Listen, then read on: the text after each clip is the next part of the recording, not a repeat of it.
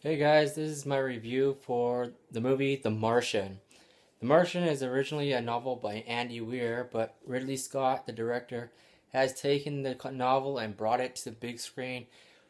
Personally, this movie was freaking fantastic. I loved it. It's the best space adventure there is out there.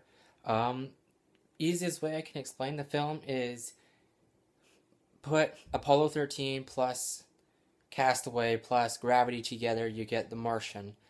But anyways, the good things about this movie is the actors that he's casted for the film was the perfect casting. Matt Damon as Mark Watney was a perfect choice in it.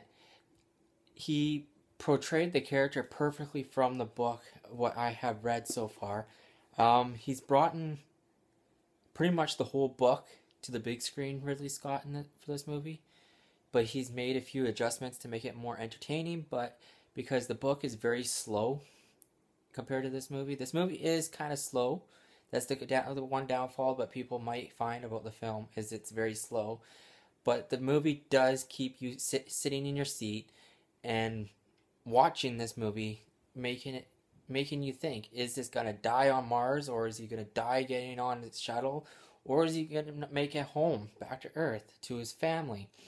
The movie is pretty much Mark Watney. He's on Mars with his crew, and a huge, humongous storm happens on Mars, and he gets a thing hits him, and all his whole crew thinks he's dead, so they take off to go back to the Hermes. But they find later on in the movie they find out that he's still alive and he's surviving on Mars, and NASA has to figure out a way how to develop a rescue team to bring Mark Watney back home without the people of Earth hating NASA because the decisions that they want to do. Jeff Daniels' character is kind of a fucking ass in this movie, but he is in the book as well. Sean Bean is in this movie, and he's kind of on Mark Watney's side plus the crew side in the film. Once again, Sean Bean doesn't die in the film. His character doesn't die in the film. Um, but the casting in this movie was fantastic. The acting was fantastic. The premises of the movie is fantastic. Starts off slow, but it does keep you entertained, keeps you sitting there, making you wonder what's going to happen to this guy next on his planet because he's trying to find new ways to survive on Mars for 4 years before his rescue team can come to him at that time.